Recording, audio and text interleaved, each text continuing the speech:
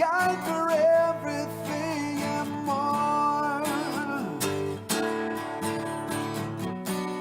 Teach you all you need to know.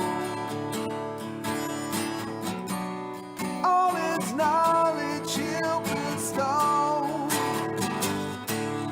He says Volo's a hack. Van Richten too, if you need a guide for that. Gaarawarr's got you.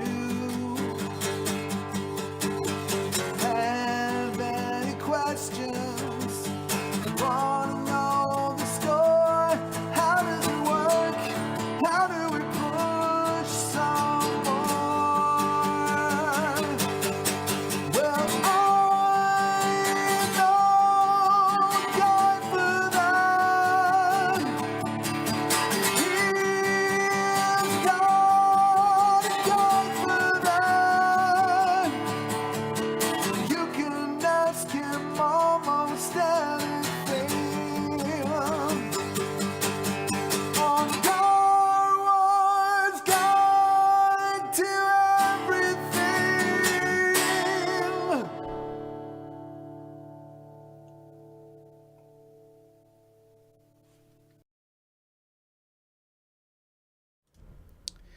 It's that time again, folks. Thank God it's Friday, or as we like to call it around here, Gaarawarr's Guide to Everything in Untitled Champions. I'm the Gaarawarr in that title, and I'm joined today by Martin. Martin's going to be pulling questions and taking care of chat. Yeah. We're just going to dive right into it. It's a time gate weekend, folks. I know that's not on the topics, but that's because we got lots of stuff to talk about today. But also I want to be able to answer lots of questions. So, you know. New Moon Weekend. Desmond. Nobleheart. Celeste. Crusaders Mantle. Tyrrell. The Moonbeam. Because, of course, Moon Weekend. Strix's Haunted and Poor Hygiene. Shandy's Agile Allies, Explosive Arrows. It's all the buffs. And what's the bonus again? Oh, yes. Nobleheart. Golden Epic. For Desmond. That looks pretty cool. Not gonna lie. I think I have one of these chests already because I got it in my weekend newsletter, folks. Make sure you sign up for the newsletter in-game. Go to the menu. Click the newsletter, put a valid email address in, and you get free stuff. Gear for the champions and stuff. There's also new DLC out. Colonel Pest, the Pest Mascot Familiar Pack. Speed potions, giant strength, clairvoyance, all the things you like. And a potion of polish. Yes, please. I mean, that's a yes, please, for me. But, you know, you do you. There's also... okay, let me... No. Never wants to just automatically take me there. There we go. Give me all the stuff. So many teeth. Yeah. What else is there? There was other stuff. There's Prismir Shandy. There's Prismir Sentry. There's the Shadowfell Desmond and Tatiana. There's Polymorph Jorvin. And Minsk. There's an Ascendant Reinforcements bundle. Oh, that's still from the last one. I didn't get any Ascendant stuff. They're neat. I have a lot of stuff I haven't bought. Wow. Well, that makes me feel a little bit better that I'm not just buying all the things, but, you know. Decisions.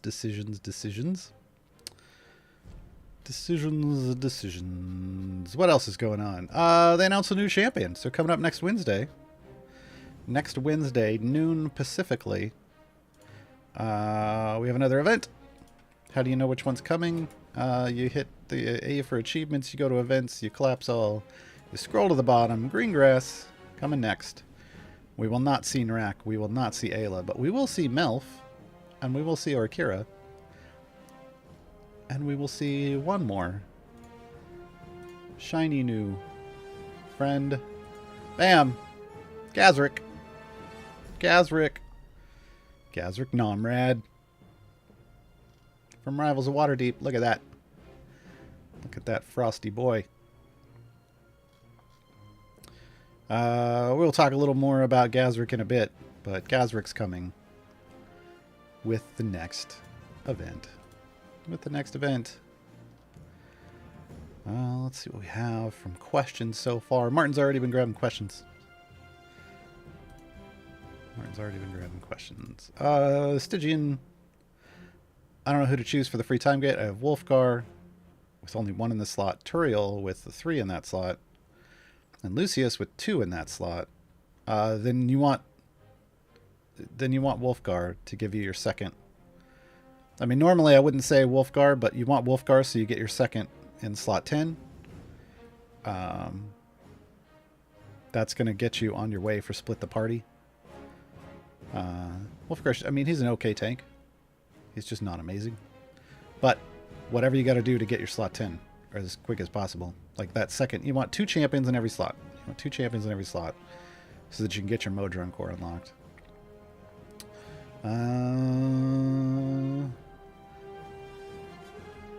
Peter Pandaji, Rosie, Regis, or Brig.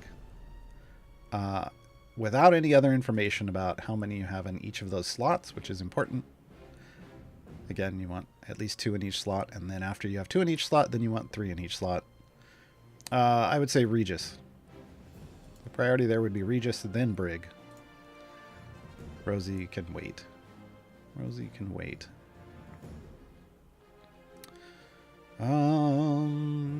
Strange Mayhem. The time gate offers me Birdsong with 4 in slot, Turiel with 5 in slot, and Eliwick with others in the slot. So basically they're saying that it could be any of those. I would say either Turiel or Birdsong. Turiel's a nice kind of nega tank where you basically, if you've got a 2 or 3 tank front line, you put Turiel up there. And they just shoo everybody away from them onto the other tank, and thus you have a 1 or a 2 tank front line. So if you don't have a lot of tanks, that works out well, and they're a good buffer. They're also good in Avernus, because they don't like fiends. Whereas Birdsong is a support and a DPS, who generally does better as support, but can be a DPS, like for Heroes of the Plains formations, because they don't have a Heroes of the Plain in that slot. So, you know, I think either of those are fine. You're getting far enough in that, you know, either of those are going to get you good options for stuff going forward. I actually want to get out of this. Hold on. I forgot. They fixed... they supposedly fixed one of the variants that they added. They had a content drop this week. New stuff in Sword Coast, and I wanted to dive into the undergeared variant. The undergeared variant, only valid champions with the lowest average item levels, in each bench slot can be used. So, let's see if it did get fixed. Should have...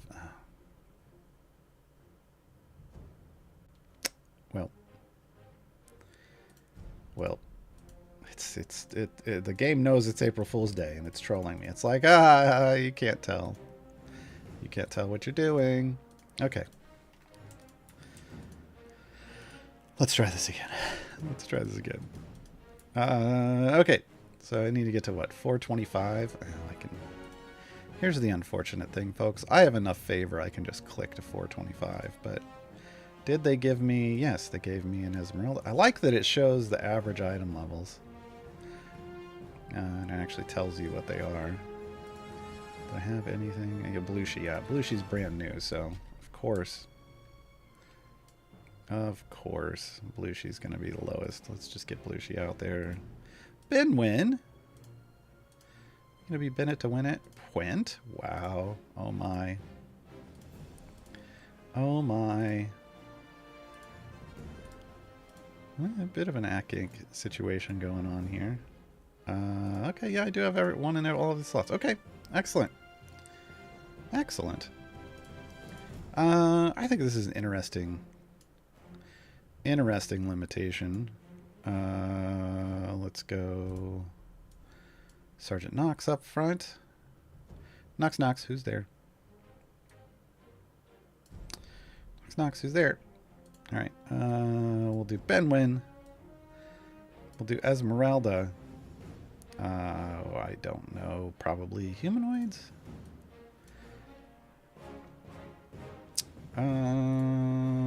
So this is melee. Yes. And 50% less damage. Yes. Yes. It's a trap. All right. Let's just do it that way. Then I don't have to worry about it as much. Oh, who else? Who else? I should probably move Benwyn over here, because then I can put more gain in.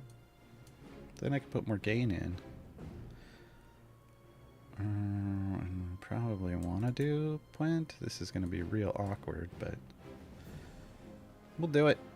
We'll do it anyway.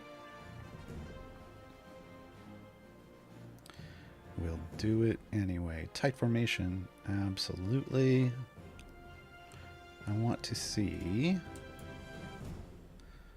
We're just gonna go. We don't need a whole lot going on here.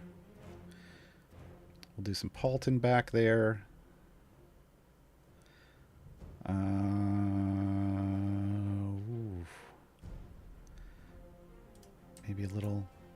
Maybe a little bit of speed going on.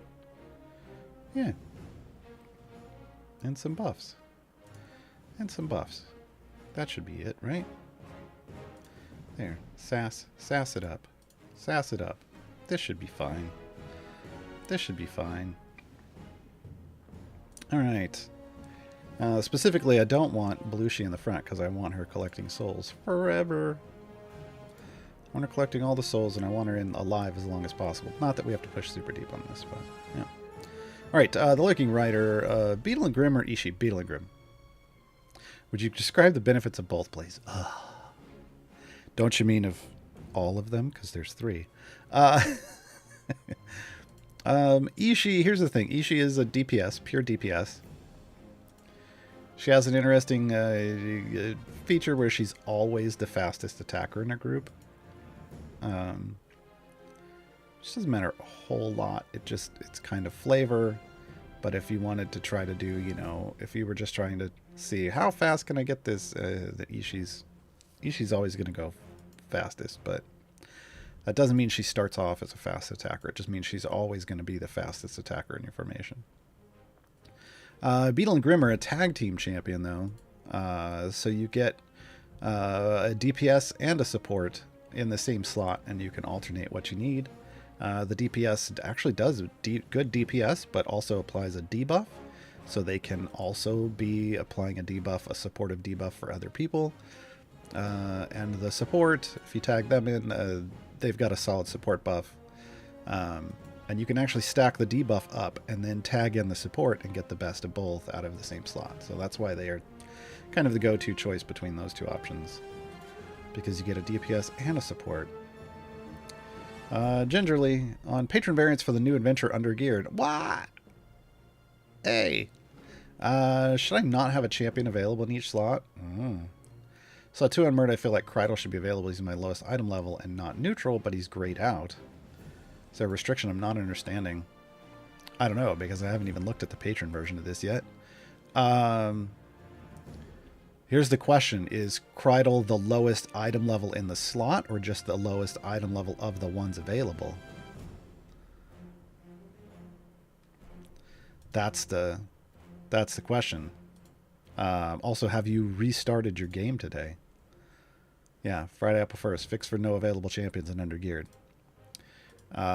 So make sure you've make sure you've restarted. But yeah, I don't know if it was just you're saying it was a bug in the slot. Okay.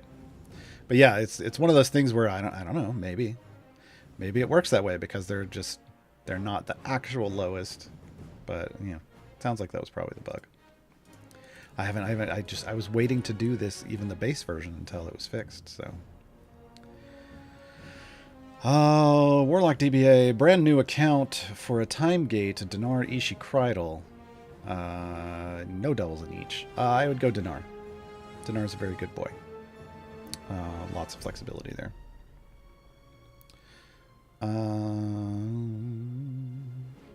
Yoda ate my head. If I already have full epics on all but one champion in a weekend chest, on all but one champion in a weekend chest, and I get a pity timer epic, is that guaranteed to be for the champion still missing epics? Yes. That's how pity timers work. As long as there's even one slot that doesn't have an epic in it, for champions whose gear are in a chest, if that chest pops a pity timer, the epic's going to go to the missing slot. You can't get duplicate epics out of a chest if there's even one champion that still qualifies for gear in there that doesn't have an epic. Taboo Mantis. I was looking over the Split the Party 2 guides. You have to make it to level 50. Why do you have to have an average DPS over E120 to finish? Because it's a variant that scales differently than regular adventures. That's why. That's why. It gets much harder, much faster. Mararu, Grama. For Time Gate, Grama with 2 in a slot. Vlanya with like 4 in a slot, or Mahen. I mean, if Mahen is in a slot that you don't have, I mean, you didn't put that you have multiple in a slot, so I would go Mahen. Because if you only have 1 in Mahen's slot, then you need a second option. Grab Mahen. Grab Mahen. There are changes coming to Mahen. Part of it's already in. He has like a feat now that makes him qualify for makes him a tiefling, count as a tiefling, which is cool. But he's got more changes coming soon. TM. Soon a TM. Maybe, I think the last I heard was potentially a build in a week or two. I think David said something about April 8th. But I don't know if that's the commit to that build or when that build's going out. I don't know. I don't think he knew either. Autochrome, I see you're skipping 5 areas with Briv. What is your item level? I have a golden epic on Briv, so... And that matters. The item level is based off, is it an epic? Is it silver, like regular silver or gold? So golden epic Theodinarax is 3626. 3626 to be 100% skip 4, which means you're hopping from level 1 to level 6 to level 11. Soldake, should I get Cathris or Kron? Do both their slots have 2+ champions? Early game, if you're still in the early game and you're not looking to just be a Krond main, then go Cathris.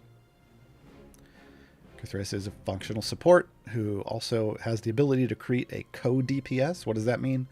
Cathris, played by Chris Straub. Cathris Straub.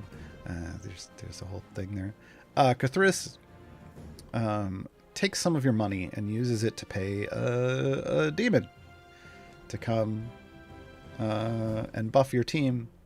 And when that demon shows up, they basically take your lowest DPS champion and make their DPS equal to your highest DPS champion, thus giving you the only co-DPS situation, functional co-DPS situation in the game, but only when it's active. And there's some neat things you can do there, like if you manipulate it so your lowest DPS is a multi-hit champion and your primary DPS is a multi-hit champion, and then you get to when you get to a boss and the demon fires, you can just chew through their armor real quick, right?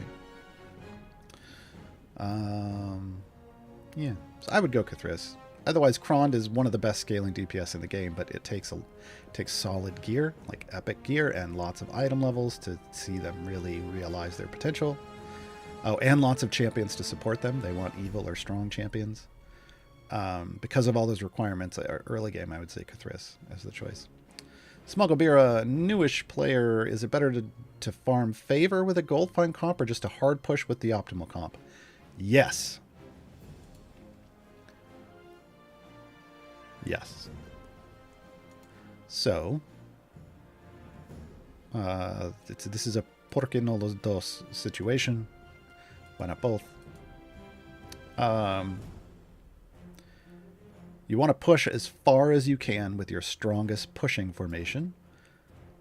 And then you want to swap into a gold find formation with a Zaka and a Zaka farm. If you don't have a Zaka yet, go get a Zaka. Zaka's in Tomb of Annihilation. She is an Evergreen champion.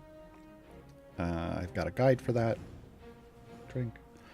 You can find it on the subreddit. Someone can link it in chat, I'm sure.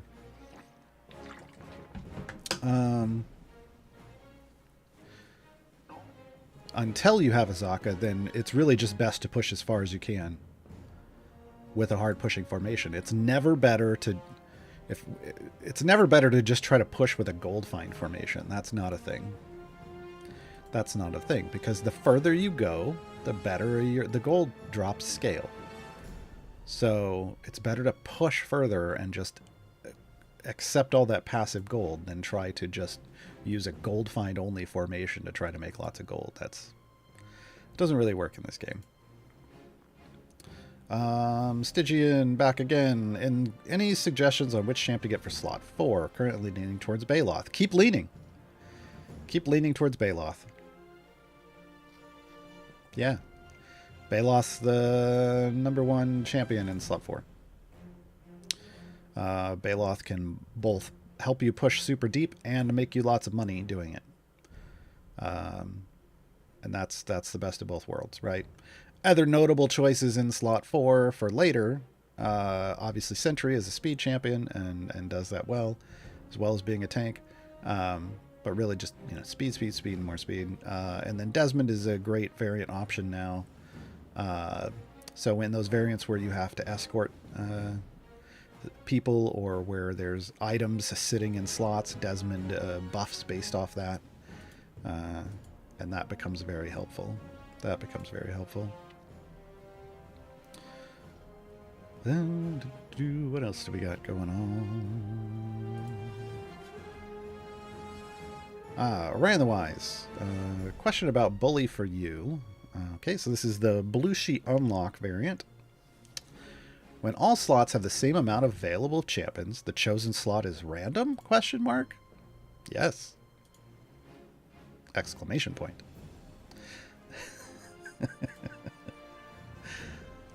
Yeah. I mean, if you didn't manipulate the situation, it's a very manipulatable variant. Which reminds me, I need to highlight that on my Twitch channel and put it up on my YouTube. I did this recently. I did the Mert variant for it this week. And I kind of walked through how I was making those choices and why I was doing certain decisions. So yes, but yes, if they're all equal, it's going to choose something at random. It should choose something at random. It's better to not ever let yourself get in that situation. Ideally. Black Widow. Hello. What hero or hero ability is causing multiple segments to come off on an armored segmented boss? I tried removing heroes and could not determine. Maybe I don't understand how armored segments works. Party includes Wolfgar, Viconia, Beetle, and Grim. Warden, Brig, Bruenor, Evelyn, and Desmond. It's Wolfgar, right? I feel like it's Wolfgar. Wolfgar's got an armor break thing. Hold on. I can't pull him up in my thing here. Let me double check.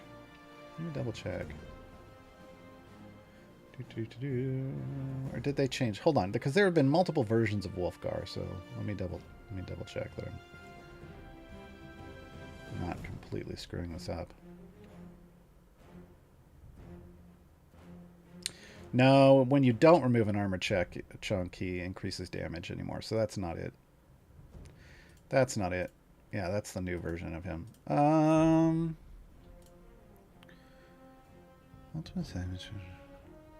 I mean, it sounds more like you're hitting with... It sounds more like your two people are doing enough damage to take off segments of armor, is what it sounds like.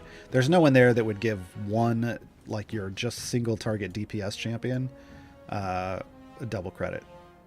So you're hitting multiple times with enough damage to remove a segment. Black Widow. To be honest, I'm not sure who your DPS is. Warden your DPS there? Warden hits twice, right? I think Warden gets a double. I guess it depends on how it depends on how you spec him, or is that 3? I haven't tried to run Warden DPS in a very long time. But yeah, you're getting double. You're getting multiple hits that are strong enough. That's fine. The Mole's Revenge, free time gate choice, Ayla or Ishi? Ayla. Once again, Ayla still my personal pick as #1 tank in the game.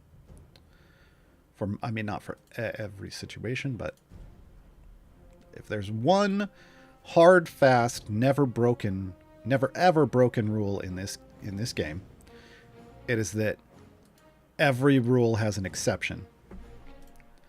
So Ayla, #1 tank. Seawolf 177. Is there a way to get Krull's virulent strain over 30%? No. Usually, the only way you can raise it is with defeats. You say you have them, so you slot them both and run with it. That's more than enough for you to manipulate situations to get like 40 pilfer stacks. Obviously, it isn't going to happen every time, because sometimes RNGesus hates us, but you'll get there. Vivid Shadow. Who would be the best to go for? Paulton, Dadius, or Krull? Without any more information about how many you have in each slot, which is helpful, Krull, especially early game. I did, Taboo Mantis. I actually said this would be the spelling, but yes. The caption is not going to pick that up. Without any more information about, how many champions you have in each slot, Krull is going to be great early game, because Krull gives you 2 things you want. Krull gives you power to push forward in their plague, their pain plague, and they give you more gold in their pilfer plague. And more gold translates to more C1. C1. More gold means more power for you to push further, and then the further you push and the more gold you make, the more favor you get, which lets you push further again. So Krull is a great early game snowball champion to really get you lots of favor fast in new campaigns. Yeah. Yup. Moneysmith, any advice on Wolfguard versus Sentry versus Black Viper for time gates, assuming I have the same number in each slot? Okay. It doesn't matter if I already have Whittle, Deacon, and Human for speed. Well, Sentry's the only speed option there. And would be who I would go for. Now, no, I don't think it matters. Some people will say, well, you don't need Sentry if you've got a leveled up Human. Yes, you do. You can't use Human's speed everywhere. And in places where you can't use Human, Sentry speed is going to come in handy. But it also lets you not have to dump as many item levels into Human.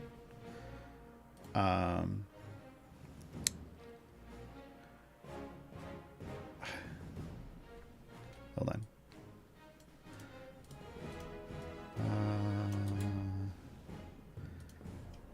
Martin, take care of this, please. That's not necessary.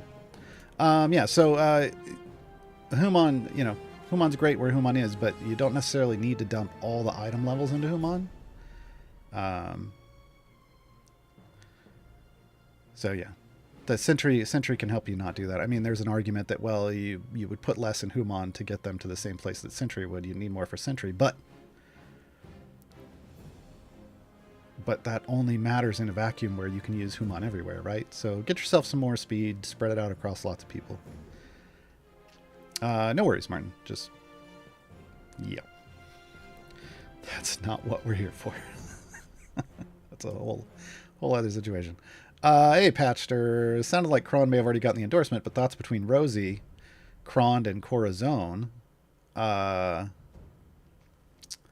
I mean, Krond is very much, again, Krond is one of the best scaling DPS champions in the game, but requires gear and item levels and lots of supports that actually work with them. So solid buffers that are strength, like high strength or evil. High strength or evil. Without that, Kron's okay. Kron's okay. So yeah. Oh, Vivid Shadow, the slots are 3/3. Yeah, so if you can get Krull, and Krull is the one that you had 2 anyway, Krull's still the best option out of all of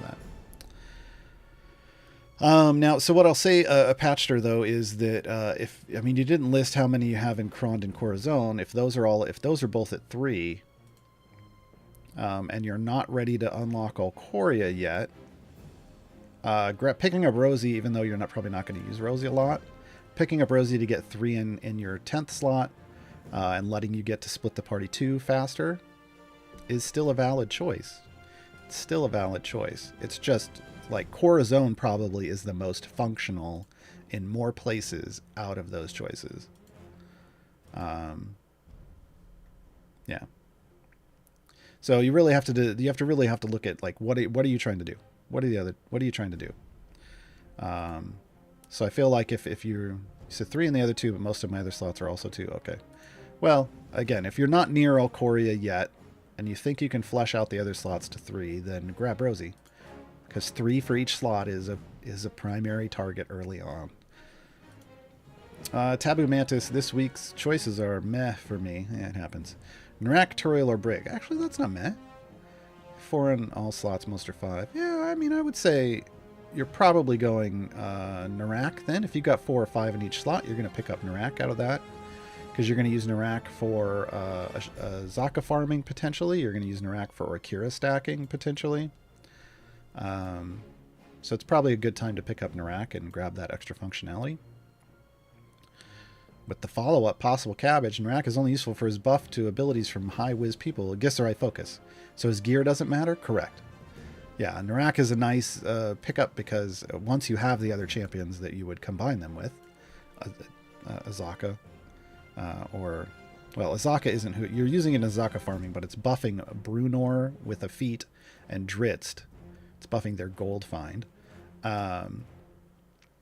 He's buffing their gold find. Or you would use Narak to buff Orkira's bonuses healing in Orkira stacking. So if you have Orkira or you have Azaka and you're doing Azaka farms, Narak is a pickup that you don't have to worry about gear on. They can literally be left as the last leveled up for gear under the current situation, under the current balance of the game. Because they are a DPS support, but they just don't necessarily do the rest of that well. They don't necessarily do the rest of that well, currently. Floydberg, is it worth it to grind out Timegate Silver Chest if my champion has all blue gear? I mean, I assume the gear levels I can just get via blacksmithing are those more available on S tier champs. So here's the thing. When you're doing a time gate, you want to grab silver chests that are low-hanging fruit. You don't necessarily want to climb to the highest branches of the tree. Are we following that analogy? So, if you think that you can easily get to the next increment of 100 levels, sure, do it.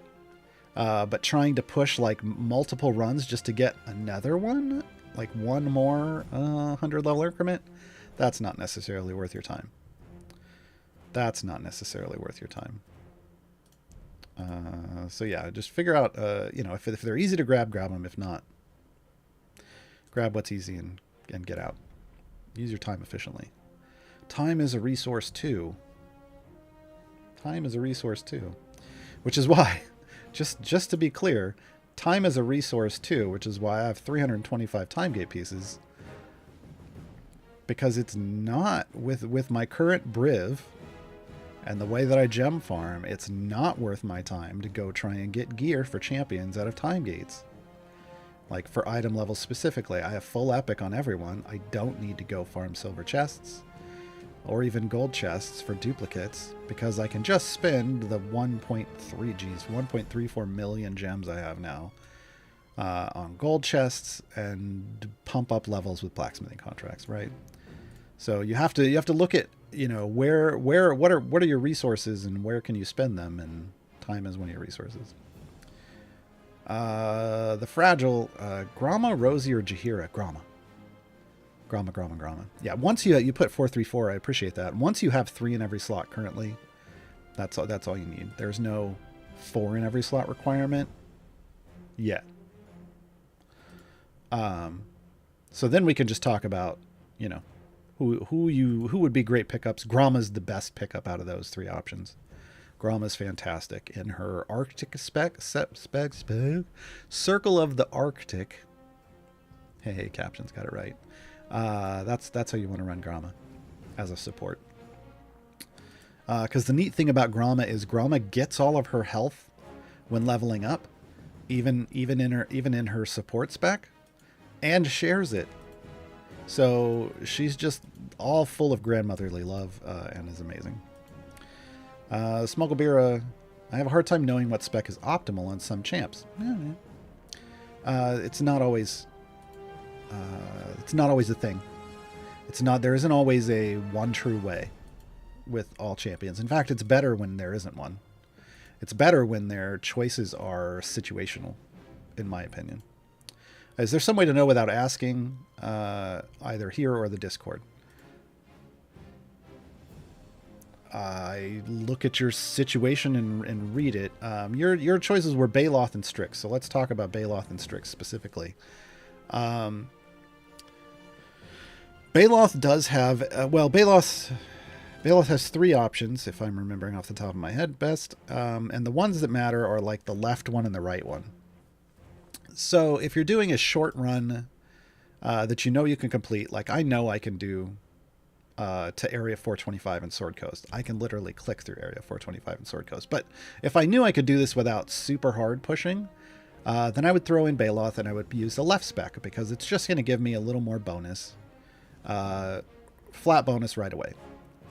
If I'm going to be hard pushing, if I'm going to be pushing to a wall and trying to get as far as I possibly can, or if I'm in a difficult variant where I know I need every last ounce of damage I can get, I'm going to go the right spec, because the right spec is the one that's about people dying in your formation and him saving them and then providing a buff. He is a manipulative champion. He has a manipulatable buff where you try to get his Jhin icon on everyone in the formation, and it ends up being an enormous buff that helps you at your wall, but you have to manually play to get it. So if I know I need all that power, I'm going to go the right spec. Because even if, in that situation, even if I don't manipulate it and only my tank dies and comes back with that buff, that's still going to be more damage for me than going with the left spec. So when pushing deep, in a situation like that, when pushing deep for your wall, right spec. When not, when you're just, you know you can complete a variant, you just want Baloth in and you're going to use him and you want some straight up power, left spec, right? In terms of Strix specifically, I want to say there's only 2 options. Like if you're using her as DPS, you're going the one that, like, is it Anxious Fireball still? They changed Strix. So sometimes I can't remember the names, and a lot of times I want to say it's the left one, and the right one I want to say it's left and right again. The right one I think is the Smelly Lunch buff, so if you're using Strix as a support, you tend to go with that one. If for some reason you want to go full manipulation, you go with the one that buffs for people that have died, and you do lots of deaths. Yeah. I mistakenly thought Baloth's middle spec was the way to go when you didn't want it for push. I mean, I think it's probably both left and middle are probably functional for that Onyx. I just think I tend to default click left when I don't really care about pushing deep. So it could probably be left or middle. Again, choose your illusion. No, that's an album. You know. Choose whichever works for you, because that's the way some of these specializations work. You have to look at the situation you're in and make a choice based off what you're doing, instead of just, and in some cases it's, where are they placed? Like Celeste has 2 options. One is when you're putting her right behind the tank line. You go the war spec. The other is when you're putting her columns, like an extra column back from the tank line. That's her life spec. That lets her heal further forward. It's also potentially not even... you don't necessarily always need it for the tanks. Sometimes if you just want to heal as many people in your formation as possible and your tanks can take care of themselves, it lets you move her back and heal more people in your formation. So, you know, those, again, that's kind of that's formation placement choice. Sometimes it's the general situation you're in choice. Sometimes it's who's your DPS, right? So like Avrin has choices based off who your DPS is. Blushi has choices based off who your DPS is. But then some people just have the best choice, right? Like Blushi's second option, the best choice is the one that reduces damage by 50%. It just is. Because the other one's going to max itself out if you're actually pushing. Reed Bowman, when deep pushing, what's the best core to use? I have all three. It depends on who your DPS is. If you are using a melee DPS like Krond, the strong core should be the best choice for you to push deep. If you're using almost anyone else, like if you're using any of the other meta, like if you're using like an Ashara or a Zorbu or Farida, the modest core, despite the name modest, the modest core is actually the best pushing core. But that's if all three are equally leveled up. Like all three are at 15 and all three have max epic. If you are at different stages, you're just going to have to try them out at your wall. You're just going to have to try them out at your wall. I think in the current state of the game, like priority leveling is you level it. You get the modest core first and you put some levels into it. But the second you get the speed core, go all in on leveling the speed core, because the difference in pushing power between the speed core and the modest core isn't that big. And speed is fantastic. And then you'll level the modest core later. But what I do is I push with my speed core as far as I can. And if I can't beat something with the speed core in, I will switch to the modest core. Mr. Faker, I'm getting Black Viper on the time gate. Is she any good? Just for gem farm? She's not a gem farmer, although people use her in Mad Wizard gem farming because she has a pretty fast attack speed, especially in combination with Human. She has a gem mechanic that is her own personal gem. Has nothing to do with the green gems in her game. She creates a red gem in boss backs that's an extra gem that she collects that buffs herself. It has nothing to do with the green gems. But she's an okay champion. She's not... there are some people that are real big fans of her. She has some good item scaling. That's more of a balance thing than her kit. Yeah, she's okay. She used to be my favorite champion in the game. My favorite champion currently is Mehen, not for gameplay reasons, and my previous favorite is Black Viper, not for gameplay reasons. I love their stories and their design and their the kits. They just don't. They're not. Neither of them are really balanced well. Shack Daddy, Kron, Jaheira, or Walnut. Already have 4 champs in each slot. I mean, unless you're ready to go and become a Kron main, then I would say Jaheira. Unless you're ready to become a Kron main, I would say Jaheira. We'll do a couple more questions, then we're going to talk about the new champion. And then we'll get back to all the other questions. Taboo Mantis, is Gromma going to synergize well with Gazric then? Oh, I guess maybe we'll just go talk about Gazric now. I was going to wait for a couple more questions. But hey, since we're talking about Gazric, folks. Since we're talking about Gazric. Hey, it's Gazric, folks. Gazric's a member of the Rivals Waterdeep and a support and gold find champion. Gazric thrives in snowy environments and uses his cold-based attacks to slow and stun enemies. His attacks also reduce how much damage you need to deal to damage armor-based enemies. Yay! Gazric's going to be a slot 7 champion with Minsk and company, with Minsk and company. So that's Minsk, Caddy Bree, Farida, Black Viper, Freely, Lucius, Xeraphon, and Jim. Joining all of them. Rock Gnome, neutral good, he, him pronouns. Druid. A Druid boy. Eligible for patrons Mert and Strahd. Mert and Strahd. Look at that. Look at that. Look at that. Thoughtful pose. There's a Gazric coming in. Now, will they synergize with Gromma? Well, let's talk about their kit. Basic attack is Frostbite. The Gazric attacks the closest enemy with a magic attack that causes 1 hit and a 50% chance that the enemy is stunned for 2 seconds. So a bit of a survival ability feature for your tanks. They're going to stun something and keep them from attacking and moving. But it's single target. So formation abilities, Frosty Friendship. Gazric increases the damage of all champions in a snowflake shape. So his column and in the 2 diagonal lines intersecting his formation slot. So what does that look like? That's like if we were here, it would be this column. Well, here, let's say if we put Gazric where Esmeralda is, it would be here and in this column, and then it would be angled out through Blushi and potentially, I think if it's, was it 1 or 2? I don't know. Potentially up through the front and potentially all the way to the back. So think a big snowflake. Nice big snowflake. Oh, can't see my formation.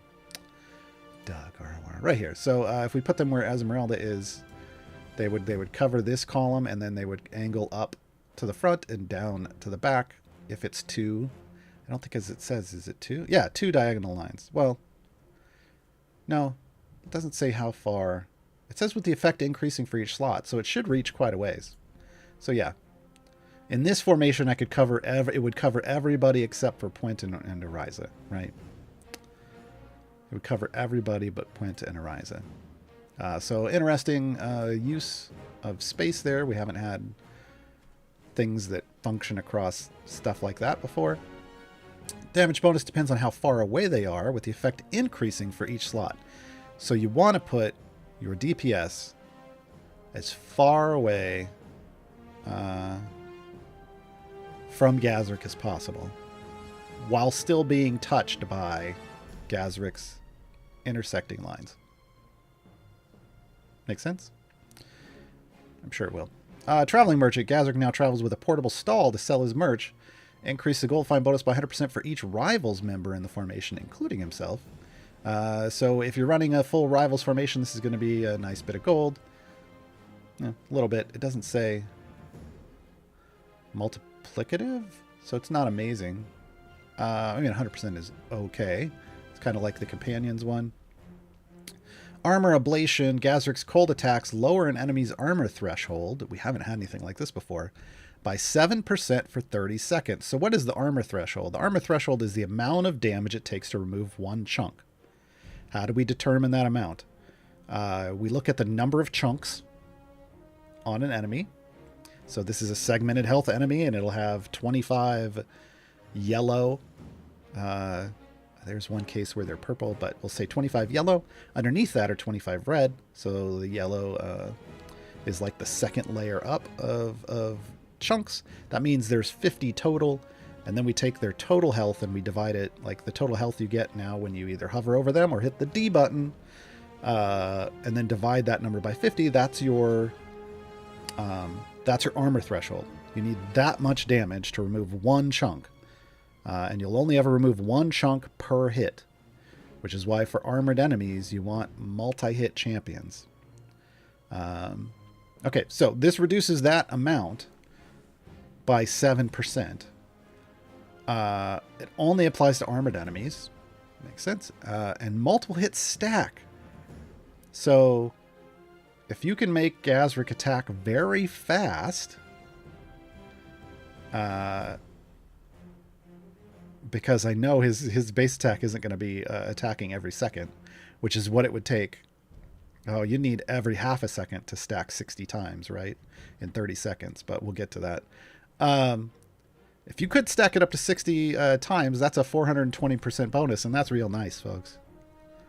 Nice. You're just going to blaze right through that armor. Blaze it. But yeah, so 7% for 30 seconds. So it's a nice percent reduction in what it takes. So potentially, Gaarawarr would work real well with Whittle. And Human, right? Let me make sure. Yes, because Human is an 8. So Whittle and Human, good combination. Human has the ability to just flat reduce attack speed. So anybody that can flat reduce attack speed, any champion that does that, plus Whittle, good combination with Gaarawarr. Control weather. Gaarawarr causes enemies to take an additional 200% damage in areas where it's snowing. Icewind Dale, Rime of the Frost Maiden, folks. You want to take Gaarawarr to Icewind Dale. More on that in a moment. Specializations.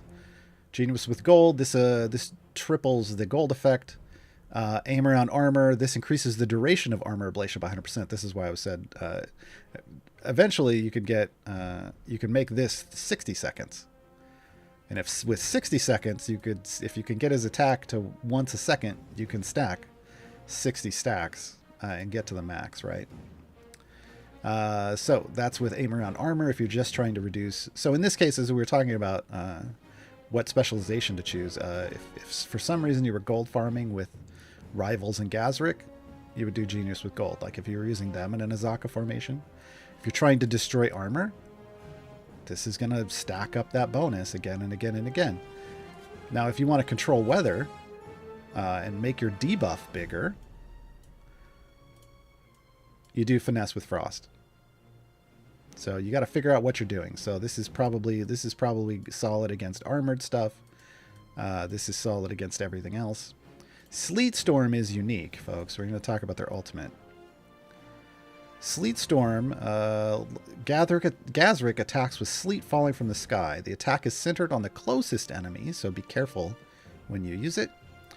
Dealing ultimate AoE damage in a large radius, so not full screen, just a large radius, and creating an area of slick ice that lasts for 30 seconds. Enemies that encounter the difficult terrain have their movement slowed by 50% while they travel through it, so it does add a slow feature. Not unlike Talons and Penelope's. A second after the attack, the area's weather changes to snow until the area changes.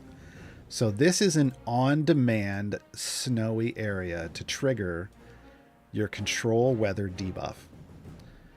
So this is a great damage boost ultimate on boss levels. Anywhere, not just Icewind Dale. In Icewind Dale, it's probably already snowing, but if not, you would want to use this anyway. Right? Get that damage, make sure it's snowing, get your control weather bonus. Yeah. Now, nothing in this kit says it works well with Gromma. This is why I'm bringing this up. You would think Gromma Circle of the Arctic, this is going to work great, but Gromma creates a slow effect on enemies, and Gaarawarr doesn't interact with slow effects. He interacts with snow effects, and Gromma doesn't create a snow effect, unfortunately. So no, Gaarawarr and Gromma aren't interactive in that way. Gaarawarr's equipment, we get double damage all. We get a Frosty Friendship ability. And that's, folks, that's your positional damage buff.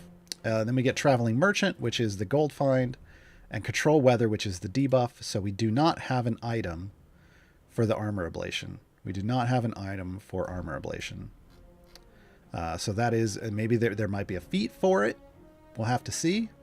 So right now it is 7% per stack. And then we have cooldown reduction item, which is for the ultimate, which is fantastic because you want to hit that button as much as possible, right? You want to hit that button as much as possible. You want to make it snow everywhere. Instead of making it rain, Gaarawarr makes it snow. Gaarawarr makes it snow. So if this is making it rain, is this making it snow? Is that... No, I don't know. It's Friday, folks.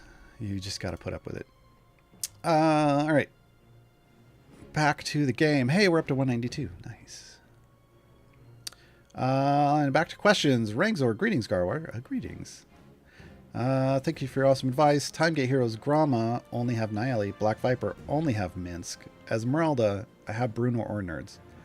Gromma. Yeah. Grab yourself a Grama in slot 3 to swap with Nayeli. Yeah, because we're about to get Gazric in this slot with Minsk, where Black Viper would be. So that's going to get you real nice progress. So Grama right now, Wednesday Gazric. Magic Man 1984, Prudence or Walnut? Lots of characters in each. I mean, if you have that many characters in each, you're just kind of finishing out your sets.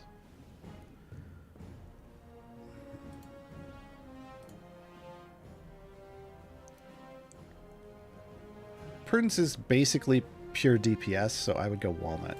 Walnut at least gives you tank support functionality. Prudence is interesting, but Walnut's probably going to be a better option in variants. Landoro, starting out, what should you do to progress better without spending money? Make sure you're opening, like you're taking the gems you're earning, and spending them on chests and opening those chests. That's going to get you your gear. Gear is power in this game, and power is progress. So make sure you're using those gems for things that are going to get you progress. Now, don't get me wrong, familiars are nice quality of life features, but gear tends to take priority because it doesn't matter if you click a lot and can AFK if you're not pushing very far and not completing the adventures you're trying to do, right? The other thing you do, watch streams like this where you get tips on how to play the game, hit up the Discord, hit up the subreddit. I've got over 100 guides for you to check out. There is one specifically called a new player reference. You might want to check that one out. It gives you goals to work through for the game. And this Saturday, is it this Saturday? I think it's this Saturday. Hold on, I gotta double check my notes.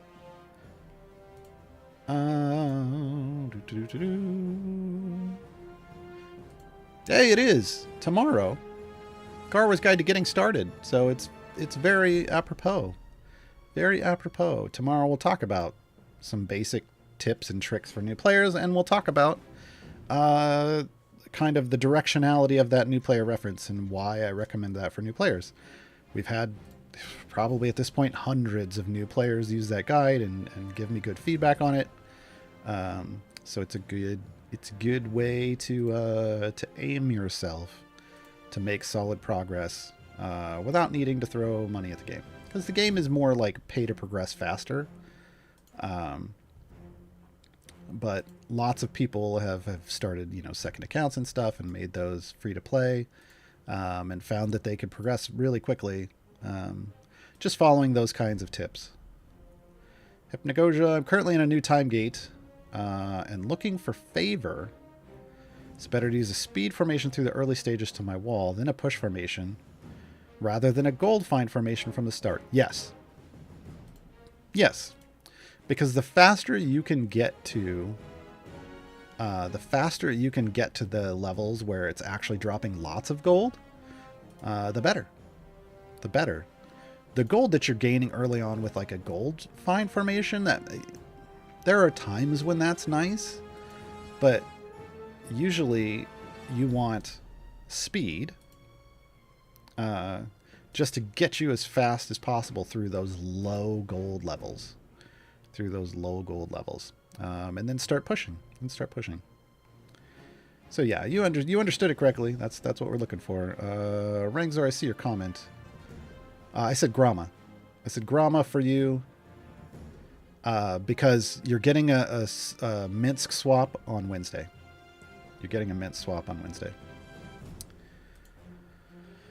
Onyx Squared, let me hit you with a basic question I always forget to ask you. What helps you choose which Delana spec to use? Stop laughing. Thanks. Man, I wish I could put Delana in right now. You know what? I can. Because I've got multiple parties. So Delana is a meme. Delana gets memed on a lot, folks. I want to be clear. Delana is a functional DPS. Let's just go Curse Farmer. Delana gets memed as who's Delana a lot because of things that happened in year 1. It has nothing to do with her current situation. Delana. Well, okay. That skin's a bit of a joke, but let's put her in like her Blood War skin. There we go. Now she looks mean. Or at least haggard. She looks haggard in all of respects. Alright. So, specializations. You either get Font of Magic or Tides of Chaos. Font of Magic increases Delana's empowered spell. And Tides of Chaos increases Delana's Surge of Power. So how do we know which is better, right? Empowered spell makes it so there's a 50% chance that the spell creates a dot, damage over time, so it's a burn, for an additional amount of damage over 6 seconds. So with the left spec, you're choosing to create a dot. You're choosing to create a dot for a fixed amount of damage. And you're choosing to just increase that dot. Well, it's neat. It's neat to watch enemies burn alive. Wow. That's a thing I just said on stream. It's neat to watch your enemies burn alive, but dots don't affect your Bud, and Bud is kind of king currently in the game. So let's look at Surge of Power. Surge of Power increases the damage of Delana by 10% each time they attack, up to a max of 10 stacks. Resets 10 seconds after reaching max stacks or after not attacking for 10 seconds. So limited time ramping damage boost. And so if you just want, if you just want to watch the world burn, you go Font of Magic. It's just going to add more damage when that dot does trigger. But if you want straight up DPS, so that you can set a high Bud and burn things down with ultimates instead, or just have the most damage for pushes, you ramp up Tides of Chaos.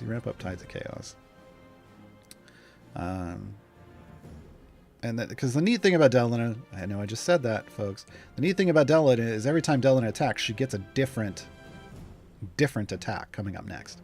So this is a line of lightning. This is a storm of ice hitting all enemies in a small radius. Now we're into a small blast of fire, hits a single random enemy. And now we're back to the lightning bolt, which damages all enemies in a line, right? She has fantastic wave clear. It's just the way her damage ramps up. Like if your damage all ramps up, but then on that 10th one, on your highest powered hit, it's that single target one. Feels real bad, right? Because you ramped up all of that, and then you didn't get a payoff, right? She also has this thing where she gets a buff based off how many people are in front of her in a formation, which means she wants to be all the way back here in the back. And for a long time, especially in the early years, we didn't have champions that buffed backwards. They all wanted to buff in the column in front of. That's not necessarily the situation now, so she actually has supports that can support her. And then she gets a twin spell, which means there's a chance that she does it twice. Whatever she's doing, it happens twice. So she has the ability to do an amazing amount of wave clear, but if you're ramping up your hits and you get to that 10th and you're at your max damage and it's single target and you don't get a double hit, you're just like womp womp womp as your damage then starts the climb all over again, right? I see that. This is an April Fool's joke, right? No. Look, there are situations where in this game there's at least one variant where if you're not rocking Delana DPS, you're going to lose. It's in Barovia. Unless you just have all the favor in the world and you're just overpowering it with favor. But there's a variant where you only get like these first few core champions and that's it. And then you do patron versions and it's like, well, Delana DPS or Jarlaxle. And Delana is actually the better option. So, yeah. So Delana is functional in the current game. She's just not amazing and she doesn't feel great to use for those reasons, but she's there. So yeah, the right spec is generally the only one I will go down. The left spec is neat for she has her achievement is burning bosses to death. So the left spec is good for earning her achievement, but the right spec it tends to be the one you want to go to actually push with her. Delana, not the worst. Gaarawarr 2022. Yeah, I'll stand by that. Sailknit, at what paint layer level, does Dahani begin to be useful? That's subjective, right? There's a lot of things that go into that because you're talking about gear comparisons and stuff. I have not fully stacked my Dahani yet, but I feel like if you're gonna go all in on Dahani, you need to stack her. You need to stack her to the max. Like you need at least to get all of the max layer bonuses that are available if you really want to. If you really want to use her, I don't think anything before that is going to be useful. I could be wrong, but because I haven't stacked my way up there yet, but it feels like you want all of them. All the paint layers. And then once you're done with those, see how it compares to everybody else. Oh, Hypnotic Sheep. Is there a good tier list anywhere? Talk about April Fool's jokes. I should have done, if I were in a meaner mood today, I would have announced a new tier list project on the subreddit. Ooh, I'm not in a mean mood. I don't like tier lists, Hypnotic Sheep, so I don't follow any tier lists, so I don't know if there's a good one or not. No one would believe you, I know, right? Well, new people who don't know me would like haven't watched my streams would believe me, and that's the problem. So yeah, I don't know. Oh, that's another one. Yeah, I could have just released a tier list today. I don't know if there is a good one out there. Yeah. Trying to sign on Timegate, but I'm too new to know who's useful. I've got Dinar, Ishii, and Jaheira as the options. Only one other in each of those slots. Dinar. You want Dinar in that situation. Dinar's the best option, and you just need 2 in each slot, so grab Dinar. Grab Dinar. 5-4, in which situations is Rhea most helpful? In the situations where you have to use her? I don't know. Rhea is very specific. She has very specific things that she likes and that she buffs. Here's the problem with Rhea. Rhea's in slot 6, and slot 6 is the most competitive slot in the game. So the only time you're usually using Rhea is when you can't use Ashara or Krull. And, you know, usually you're using one of those two. Ashara is currently the best early to mid-game progression DPS there is. Krull's one of the best early game supports when you're not using Ashara.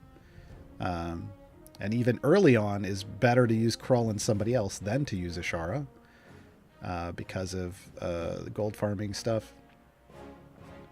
So Rhea's just kind of like a backup support when you can't use one of those two. So, you know, when you're in that kind of situation, or if you're in a situation you find all the other champions that you're using align with her, and with her buffs, she likes like lawful and good. She's a paladin, so if that's the case, you can ramp up her buffs pretty good doing that stuff. But that's kind of her thing, is she's backup support.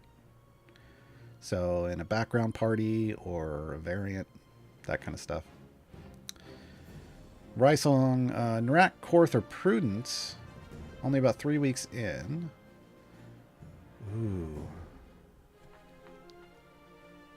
Korth or Prudence. Hold on, let me look again. That's a Calliope. That's not necessarily going to be a great DPS swap. Prudence is single target DPS, so she's not necessarily a great swap, especially since you already have Ashara and Hitch, hopefully. Signed up for the newsletter. Sign up for the newsletter and get Hitch. Main menu, newsletter. Hitch is a support, but is a super secret DPS. I would say Korth. Narak isn't going to help a brand new player other than filling a slot for Split the Party. Korth has functionality for new players as a support. Panjack, in what situation is a nerds useful? Oh, Martin with the April Fool's answer. Clearly a lesson in classes. Oh, Martin. Martin woke up and chose violence today. Nerds is general adventures and general variants. They don't qualify for any patrons. So general adventures, general variants option. They are how did I guess you could refer to it as a multiple choice option. Like they are a multifunction champion, and depending on how you toggle them, they can do different things for you. They're not necessarily an amazing champion. They were designed to not be a meta champion because they didn't want a limited availability champion to be a strong meta champion. Now that may change in the future, but currently their only real functionality, like I said, general adventure, general variant, or in an Artemis formation. They have positional formation abilities that cover multiple rows, which means they can cover multiple champions, which means Artemis can observe it off multiple DPS, and that makes them good with Artemis. And technically Archon. But I've heard more about them with Artemis. Now they do, I believe they do, don't they qualify, folks? Somebody in chat. Don't they qualify for short folk for Ashara? Aren't nerds considered short folk for Ashara? If so, technically they would be a short folk bond. I'm seeing yes. So technically they would be a short folk bond option for Ashara's second option. So yeah, I mean they can technically function in multiple places. Just only general adventures and general variants, because patron stuff they can't do anything in. They can't do anything there. Let's see. Caught up on all the questions, folks, and we still got like 45 minutes, so maybe we will. I want to speed this up. I want to get this done, so I'm just going to throw stuff here. I'm not even going to bother with fire breath because, again, I'm already... Wow, that thing's... Undead Garistro. Ugh. Oh. Yeah. Did nerds get added to the gem shop? I don't think so. Oh, I have them. I don't know. I don't think it was going to happen right away. So the promotion was through March 31st. That was yesterday. Generally speaking, after some kind of promotion ends, it takes 3 to 6 months for them to arrive in the gem shop. Is that going to be the case with nerds? I don't know. I don't work directly for CNE Games. I don't have access to that information. But generally speaking, there's a 3 to 6 month lag in things from promotions ending up in the gem shop. I think I saw a question from Sailnit. Where'd it go? I swear I saw a time gate question. Why can I not find it? There we go. Manual time gate for my last 3 champions. Kreidel, Xander, or Stokey. Oh, man. I actually used Kreidel quite a bit recently on stream. I would say Kreidel. I have been using Kreidel DPS in some formations, in variants, specifically variants where I don't have any other options. And he has been showing up, so good for him. I would say Kreidel.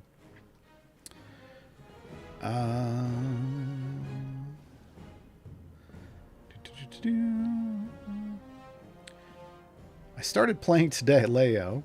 I started playing today, and what's going on screen is very intimidating. I am sure. Yeah, I can see that. I got a lot of things going on that a new player wouldn't have going on. I've got lots of familiars out on the screen. I've got some speed potions running, making everything fly by real quick. I've got a lot of champions and some real interesting outfits. So yeah, I can see that. I can see that. Just don't worry about what's going on my screen unless I'm specifically trying to explain something. This is just where you can end up and the kinds of things you could do later on, but you'll get there. TG Nubis, I just unlocked Prudence. Can I get the 3-minute Gar recap? Hold on, let me make sure I got... I can't bring Prudence in. So let me make sure I have access to Prudence's information, just in case. Prudence is the Ox Ventures Guild DPS. So Chaotic Evil. She has a single target DPS ability, which is probably what holds her back, if anything does, really. And it's kind of a long cooldown. It's an Eldritch Blast, so it's like this long animation effect. So she has a fairly slow animation basic attack. She has nice features outside of that, though. Like, she can ramp up her damage based off her kills. She can ramp up her damage if she's not killing. She gets frustrated, so she has a self buff to help her then kill things. And you can manipulate the stacks and her damage based off who's in the group with her. So whether you have good aligned champions or non-good aligned champions can buff different things. And then her ultimate is a magnet. She's got like the Warden Magnet ultimate, which sucks all the enemies into a small place. And then her specializations either give her a 50% chance that she immediately attacks again after an attack, or a 5% chance that her ultimate cooldown resets. So you can go for faster potential attacking, or you can go for more manipulative control of enemies, depending on what you're looking for. I would say she's best used if you can pair her with someone that creates AoE of some kind. So Prudence and Krull, because she'll do that single hit on an enemy that has Traitor Plague on it, and thus do AoE damage. Or Baloth. Baloth isn't necessarily AoE, it's kind of a chain, it's chain lightning, but similar effect, you're creating AoEs. So you would want to use Prudence in combination with champions like that, so that you can have wave clear. I mean, alternately, you could go with like a Whittle who speeds up attacks, but ultimately having the damage, Baloth and Krull give you damage plus AoE. Whittle gives you more attacks and a little bit more damage. So that's the quick recap. I don't know if that was 3 minutes. Amos Guy, any plans to do a Gaarawarr's Guide to the meta for a non-DPS champion? Thinking of Briv or Humon in particular? Those two in particular, no, because the developers are going back and forth about whether they want to make changes to Briv and Humon, so devoting a show to either of them at this point, probably not high on the to-do list. I have done a guide to speed champions in the past where they were talked about. But specifically when I did meta Gaarawarr's, like the tutorials, that was the video tutorials, that was Ashara, to get people introduced to that. Did we do Zorbu? I don't think we did Zorbu. Because isn't it just put him in? We did click damage. I think we did Artemis. Like those are more of, I mean, we usually usually the current meta revolves around building damage, and that's why you focus it on a DPS and how to. Did I do Zorbu? Zorbu, maybe. But yeah, Zorbu is very straightforward. Put Zorbu in. Kill lots of things. But yeah, that's why I tend to do those based around that. The current Briv Humon Gym meta is not something I would do on a show. Yeah. Chaotic Complex. Time Gate advice. Korth Penelope or Barrowin? Penelope. Oh, Barrowin allows you to do split the party. Yeah, Barrowin then. Barrowin's doing split the party is actually better than getting Penelope in your roster. Sorry, Penelope. But yeah, pick up Barrowin and do split the party. A Krond episode might be nice. Here's the thing with a Krond. I thought about it, but here's the thing. Like, so much about... Well, I mean, I guess you could talk about the champions that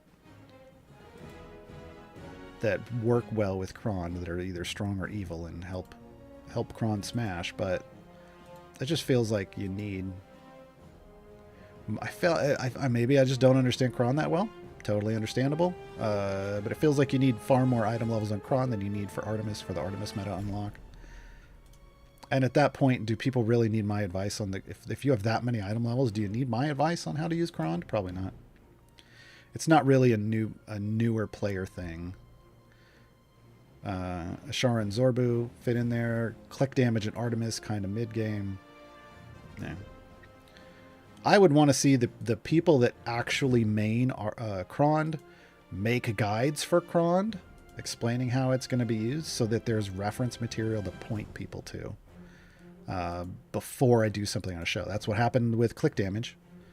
It didn't happen with Artemis, unfortunately, but you know, is what it is. Yeah. But it's better if there's something for people to physically reference. NEC95, Black Viper or Ishii. I have multiple in both slots. Either way. Black Viper, I think, is more functional than Ishii currently, but either way.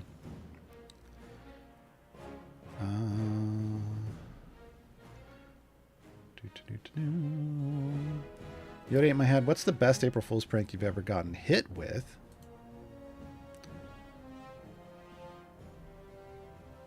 I don't even know.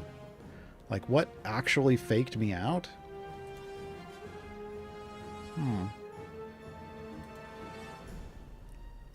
I posted a good one today that I thought was really well done. I don't know that I would say it's the best I've ever been hit with.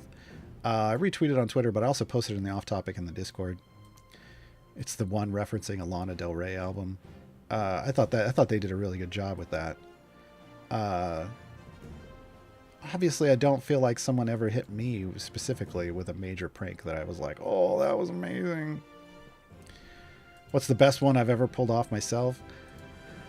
When I used to build fan sites for other gaming communities, and I ran at the last one of those, I ran a monthly esports tournament that was a 1v1, like a mirror tournament, where everybody had to play the same champion. So it was who can manipulate this champion in the best ways and win, type of thing. So we did that once a month.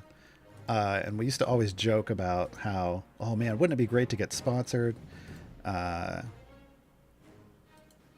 we would talk about how we love Chipotle, and getting Chipotle as a sponsor would be a big thing. So for April Fools, I did a big announcement front page post and changed up graphics and things as if we had gotten sponsored by Chipotle for esports, and winners were going to start getting free burritos.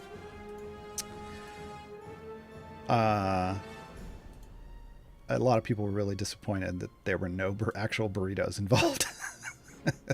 People wanted that to happen, and it didn't. And that's the problem with April Fool's jokes. Sometimes it's something you actually want. And when it's something that you actually want and you joke about it, it can rub people the wrong way. It can rub people the wrong way. Yeah, don't mess with people's burritos.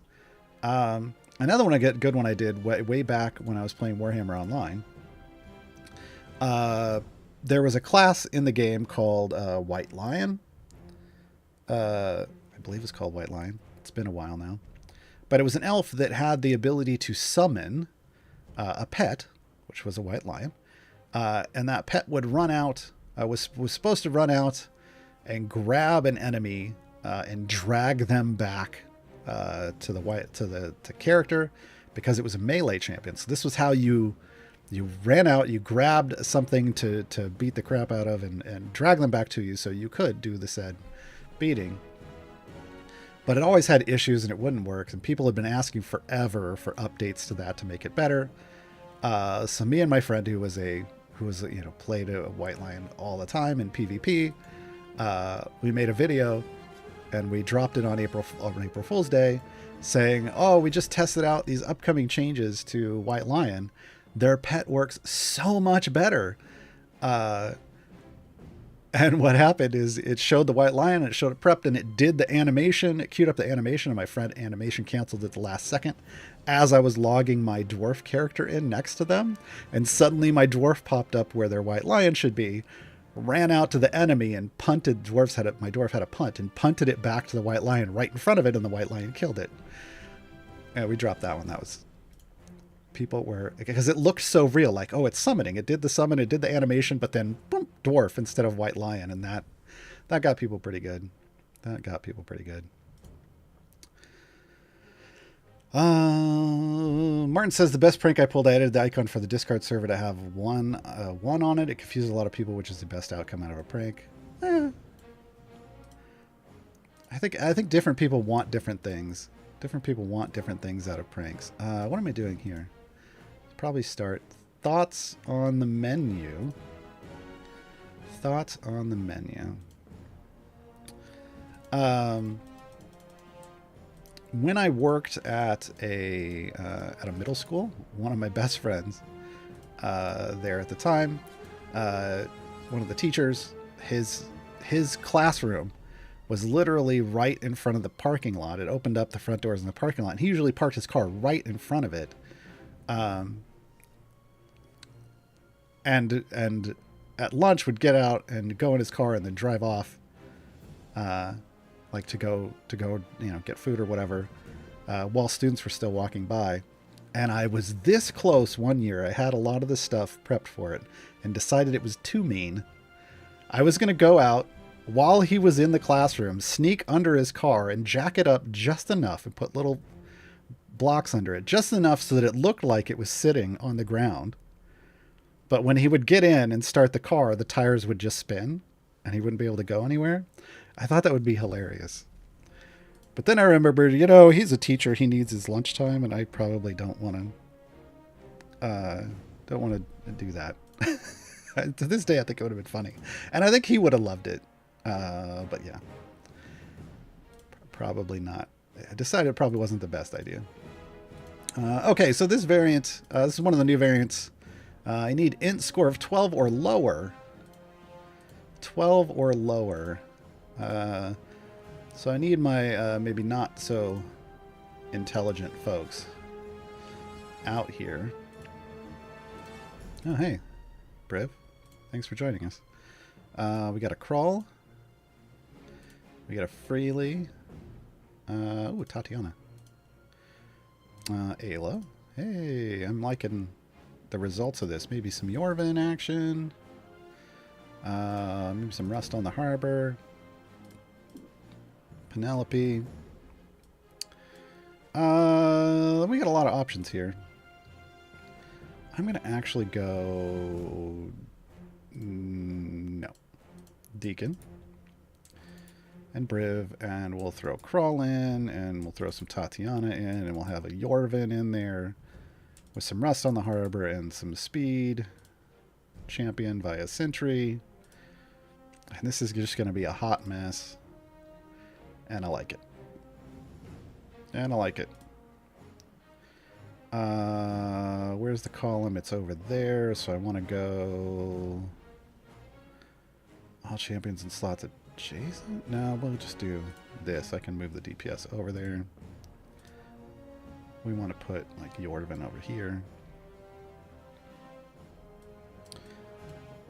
Maybe something like this. Something like this. Let's put Dinar in. There we go. That'll work. Probably. Maybe. I honestly don't know. We'll find out when I get to the level. This is how I do formations, folks. I just throw stuff in that looks kind of good, and then if I get to the point where it doesn't work, then I change it. I feel like that's the best way to keep your formation building skills sharp, is just throw a bunch of stuff in that looks fun. I usually start off with speed, and then whatever else goes in and makes it look fun, and then I change it later. I mean, again, I think we're going to click right through this, but if there's armored bosses, then we need to have people doing damage, because clicks don't work on... Well, it does work on armor, but only once every, like, 5 to 6 seconds.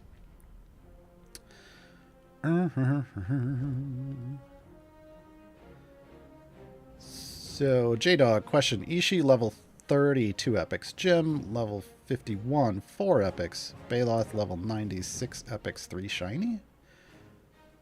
I mean, if you're trying to get full epics, ultimately it would be great if we could see what your pity timers were for Ishi or Jim. But yeah, I don't think you need to choose Baloth. You would choose Jim or Ishi. If you want to finish Jim off in epics first, that's probably the better use of your time. Leo, is it normal to have only 2 guys dealing real damage and the rest supporting them? No, it's usually normal to have only 1 person dealing damage and the rest supporting them.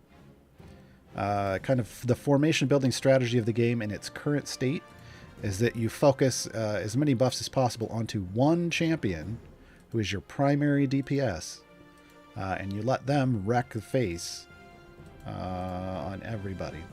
So in this situation, I made Yorvin up here our murder bunny. Yorvin is my DPS. Yorvin is my DPS. I would need to take the clickers off the field for that to be realized, but Yorvin's my DPS here. The carry and free this week wasn't too great, so I went with Rust. Care for a recap on that one? Sure, we've got Rust in. So Rust for Hire, right away you get a gold find, right? And that's always nice. So Rust for Hire is great in gold formations. If you're going to use them in an Azaka formation, you have to make sure that you've triggered their 1 gold piece ability first, which basically he's got a 2% chance to pick up a shiny gold piece from any kill. When you do, it looks like this. See this gold piece with a hole in it? It looks like a donut. When they've got their golden donut, they're ready to go into Azaka formation. They're ready to go into Azaka formation. And that basically buffs their abilities. So increases the damage for all champions by 100% for each order of magnitude of your gold find percentage. So the higher you've gotten your gold find in any campaign, the bigger their buff for your party. So this is meant to be somebody that you tie in a situation like this. I'm in Sword Coast. This is the highest gold find I have, so I have 70 of orders of magnitude of their buff for highest bidder. So if we go over here and we look at highest bidder, I'm getting an E10% damage bonus off this ability, which is not bad for just having gold find here, right? And so the more gold I get in Sword Coast, the higher this bonus is going to be here. Hello friends, they are from the Oxventures Guild, so there's bonuses for having other Oxventure Guild things. Like this is for getting the shiny gold piece. I chose the specialization that makes it so he only attacks with his pistols instead of his sword, so this means once he gets his gold piece, he keeps it, unless I use the ultimate. Otherwise, he could lose it upon a melee hit, so then you would get a real swingy buff. So I go for the consistent buff, and specifically for gold farming, usually, if I've got Rust in. If I've got Rust in, I'm usually going to be gold farming with Rust at some point. And then there's a suite of feats that, I go for the Rust for Hire, but there's a suite of feats to specialize them into whatever you want. Smugglebeer, without Ashara's second bond, is she still the beast DPS in a limited roster? Not necessarily.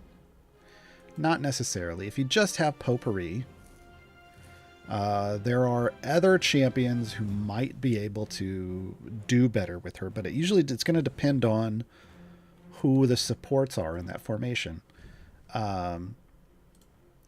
For instance, if you have Krull available, like if Krull isn't restricted and you can throw in like a Zorbu or a Hitch, a Shar with 1 bond might get outplayed by insert DPS here plus Krull, excuse me, right? So it really just depends on who your other champions are that are available. But yeah, if a Shar only has 1, if a Shar can only do Potpourri, or just only can do 1 of the bonds, period, I'm generally looking for another DPS option if I have to push real far. Kylar Silvestri, Krond, Gem, or Viconia for my time gate. I really like Viconia's Animate Dead ability. I think it's just fun. So for just fun gameplay, Viconia. I think they're an okay champion, but just for fun, Viconia. Otherwise, you're probably going to get in situations where you end up with 1 enemy left on a boss level and you can't get rid of them, and Jim gets rid of those. It's a real niche job, but Jim does it. Jim does it well. Hickory, how often do new campaigns get added? A new campaign total gets added once a year. once a year. So the campaigns are over here on the left. We started off with just Grand Tour of the Sword Coast when in year 1. Then they added Tomb of Annihilation. Then they added Waterdeep. Then they added Baldur's Gate. These are all in order of how they've been added, and these are all a year apart because these are the main campaign books released by Wizards of the Coast for Dungeons and Dragons each year. So far, they've only released one main campaign. Everything else is usually a supplementary book, or might be I guess you might call like a partner campaign, like they team up with Critical Role or something to put something out that isn't their main campaign book. So these are the main campaign books, and The Wild Beyond the Witchlight is the most recent one. So we won't see another. There may be. Usually they announce these in the summer, what it's going to be somewhere in the summer. But the new campaign now usually doesn't come out until the fall. So we've got another, 5 or 6 months before we'll get another campaign in the game. Spelljammer confirmed? I don't know. Look at that boombox.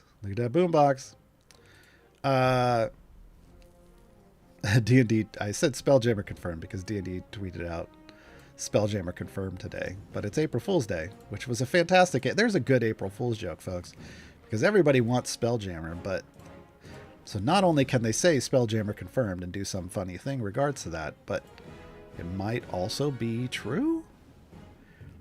Because they've also leaked art about their upcoming campaign that lend people to believe that Spelljammer would be next. Which, boy, would that make a lot of people happy, and boy, would it be cool to have Spelljammer in the game. Dragonlance would be up. Well, Dragonlance is... I don't think we're seeing Dragonlance stuff, but Spelljammer, probably pretty high chance. Kosa's management, are we happy we got Orcus' boombox in the game? Wow, I got to that question at a good time. Yeah, that was neat. For those of you who don't know, I guess I could go back. But when you see Orcus sitting on his throne and the rock in the throne is carved into the shape of a boombox beneath him, which is a reference to Champions of Lore.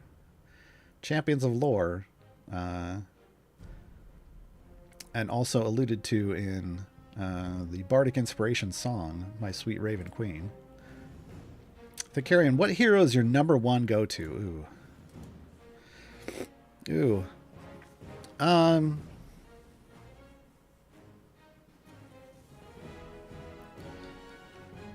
Most of the time I'm doing variants, so it's just...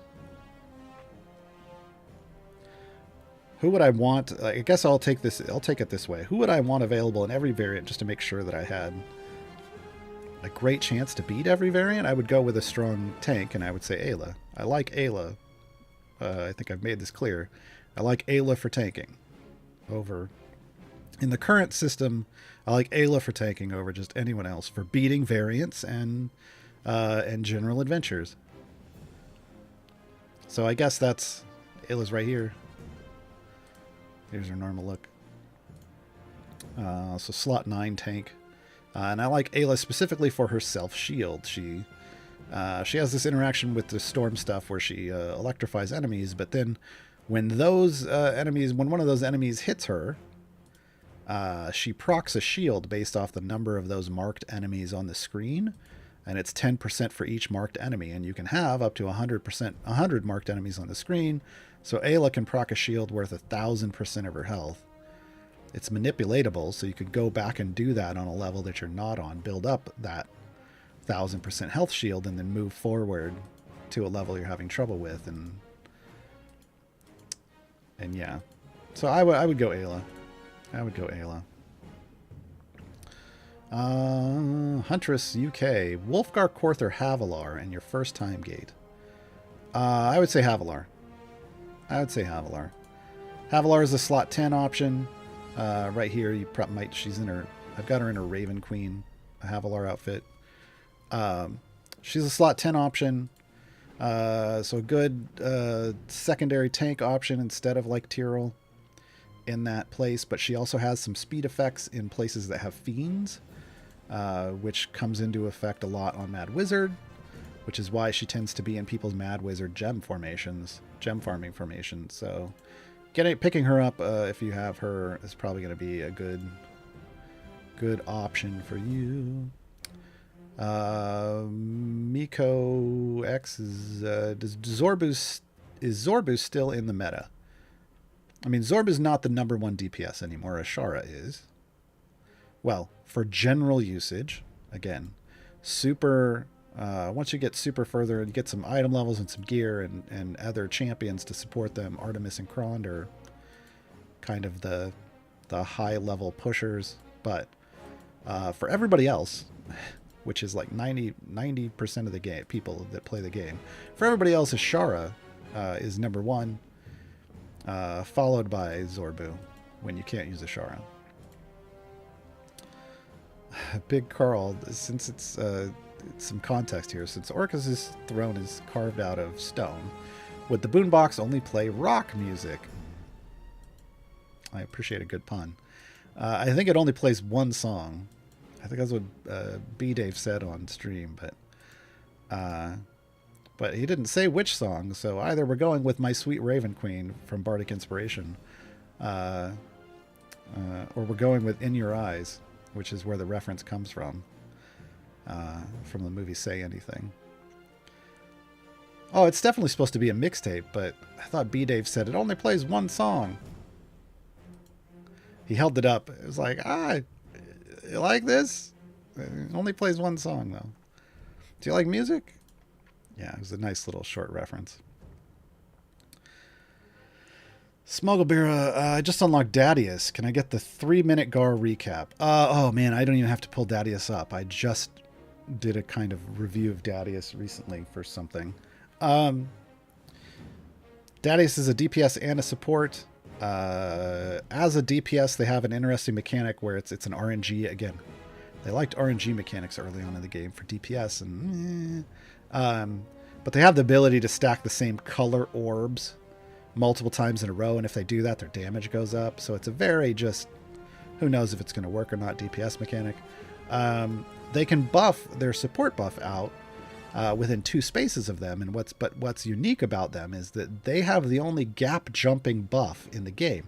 Normally, buffs, when they say they buff everybody 2 spaces away, it's 2 adjacent spaces, so there can't be a hole in the formation. It has to be buffer, champion, champion. It can't be buffer, gap in the formation, champion. But with Dadius, it can be. So Dadius can work around places like, I mean, where does this come up? This comes up not in Tomb, everybody's close, in Waterdeep. Yeah, so Dadius could be back here in the middle and buff this person in the front row up here, which normally 2 adjacent would just take them buffing out here, but they could buff this person. So that buff can be used in Waterdeep to jump the gap. It can be used in Avernus to jump this gap. I don't think there's gaps here. Yeah, no, this is all right up on, yeah.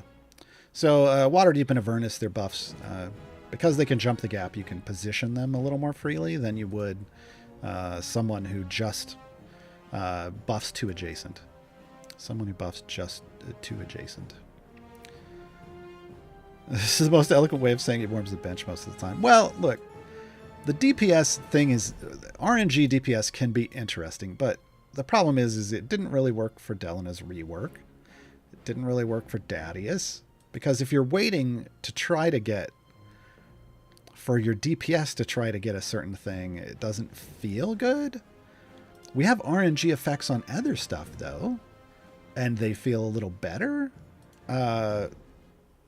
Yeah, it's difficult. It's difficult. Dadius honestly gets most of his use for me in being a support that helps Elcoria get more spellcaster school buffs, right? Because he's a magic base attack, and that's not that shouldn't necessarily be someone's niche. It's nice if it's a sub niche. I think we were talking about this, like you have primary niches and secondary niches. It's a nice secondary niche to be somebody who helps Ikoria out, right? Or somebody who helps so-and-so out. I think those are nice secondary niches for champions, but it shouldn't be their primary one, and their primary one should really stand out. With almost 100 champions in the game, there's room for that. But you have to remember, Dadius was created in a time where there were only like a dozen, or maybe 15 or 20 champions in the game. So everybody had to be very general purpose still. You couldn't have a super defined niche. But now we have the space for that. Did I do my trials run? I did. Okay, yeah, we're good. They're going to die. I don't need to hop in there again. We'll just hop back over here. Finish out day. Click, click, click, click, click, click. Go jump for a while. Well, I don't think he has any stacks, actually. Let's get him some stacks, and then he can go jump for a while.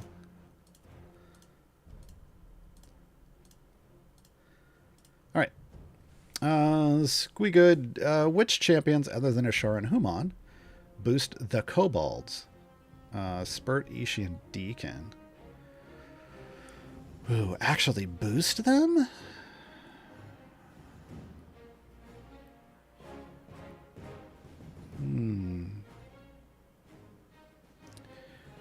Lazaps?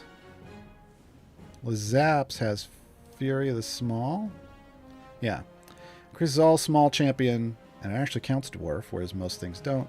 Gnome, halfling, kobold, or goblin for each small champion in the formation. So you do have to make sure your DPS is one of these champions. Binwin has an interaction, but doesn't boost them. Binwin is boosted. Binwin is a good DPS if you're going a more shorty DPS, shorty formation. Binwin can actually gets boosted for being effectively the tallest person in the group. Ishi has some boosts for that for herself, but yeah, I don't know that there's a lot of boost to the small folk per se. Currently. Yeah. I don't know if I'm forgetting anyone, though. It's not something I don't normally build hey, let's get the shortest people out there and try to do stuff. Because Ishi more wants non-humans, which obviously a lot of the short folk qualify for. Ashara has a short folk bond, but Ashara doesn't really get used to support that much.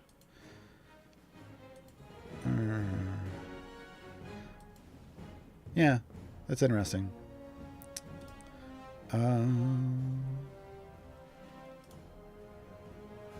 NH95, I have enough favor in Avernus to start trying click debuff, but having trouble picking the right tanks. I have most of the tanks, but not Ayla. I mean, in Avernus, well, yeah, if you're trying to do click debuff, you need Ayla. Because A, she's a debuffer. She has a solid debuff. And she's a tank, a survivability tank. She keeps herself alive. Briv would be the other person you put up front. Briv isn't a debuffer, but he's a debuff spreader when used with Freely and matched up alignment-wise to spread Freely's Luck of Yandala via Briv's Cleave, which hits multiple enemies. If I was going third person up front... Oh, man, because I don't... Yeah.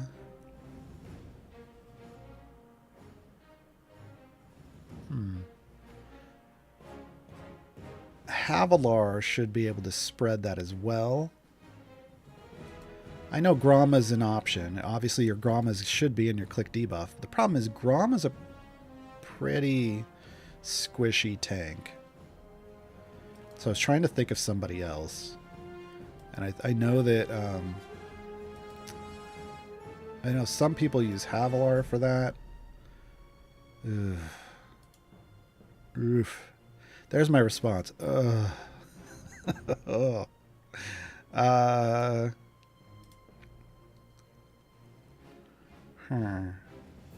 Sentry does buff Ayla.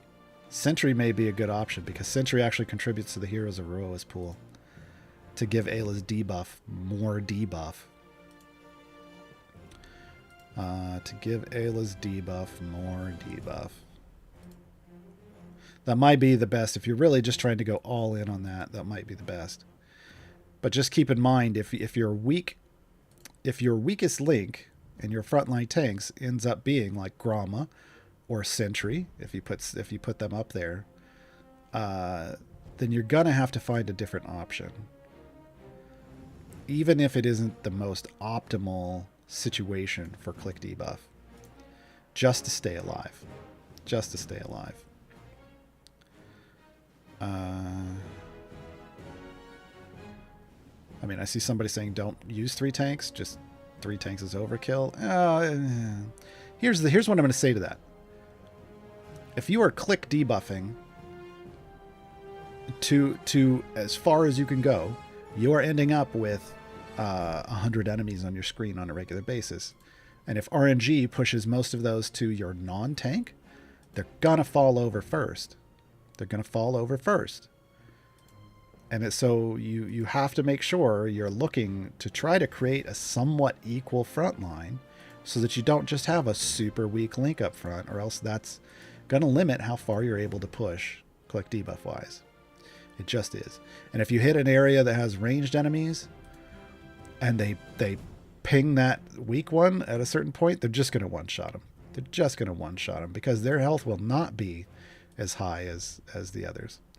Sherwan says you could use the Negatank or the Anti-Tank. You could use Tyrael, but he doesn't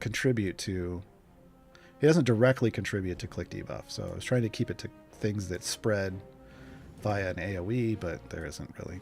So yeah, Sentry or Gromma probably would be, if you're trying to get the most debuffs out of the situation, that's it. Otherwise, you have to make adjustments. You just got to make adjustments. That's the thing, is when you're getting into that type of gameplay, it's so manipulative and so focused that you just have to get as far as you can and then start making your own swaps and see who is going to work out best for you in that situation. And if you've got Freely, you're going to look for people who can spread Freely's debuff around, usually through an AoE or a multi-hit of some kind, because you want to get as many stacks of Freely's buff out at once, because it is a multiplicative stacking buff. It can mean the difference between pushing or not pushing. Like at its best, I mean, you can push a ton if you can get lots of multiplicative stacking debuffs. You're not going to push at all if no one's spreading Freely's debuff around.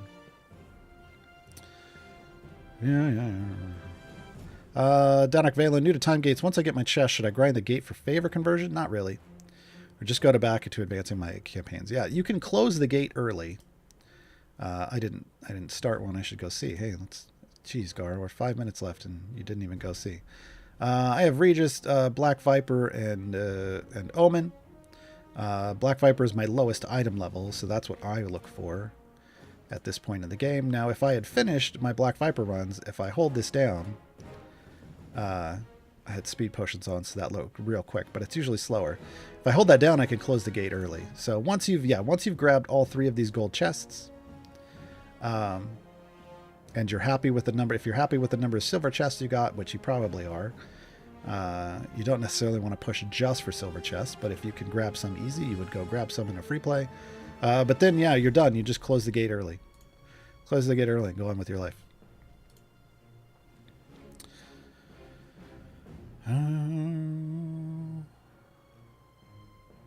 Irian UK has good advice. If you're just starting click debuff, you'll find you go a lot further, and that's just good enough. You don't need to push to 1500 plus the first time out. Look, I haven't even pushed 1500 plus. I don't find it necessary. There's no reason I need for doing anything in this game currently. There's no reason I need to click debuff to 1500. I'm not doing trials like that way. I'm not. Yeah, no. So, yeah, just know that if you're switching to click debuff, and you're getting over 1,000 for the first time because you might not have been doing that before, hey, take that as a win. Grab all that favor. Pick up all your blessings, especially in Avernus, and enjoy that power and move on with your life. Question: how is Esmeralda my DPS when I have Zorbu in the formation? Same place. Same place. They can't be in the same place. What's happening? It sounds like you have directed buffs that may be better somehow for Esmeralda than Zorbu, which can happen because Zorbu is also buffing Esmeralda, most likely, if you have them adjacent to each other. So one thing is you may want to move Zorbu away from Esmeralda. Maybe still in the same column, but not adjacent. And then Zorbu won't be attacking, or Zorbu won't be buffing Esmeralda. But it sounds more like you have positional buffs that are going off that are focusing Esmeralda more than Zorbu. Or your Zorbu just isn't stacked. I don't know what your Zorbu stacks are. But yeah, you gotta look at that kind of stuff.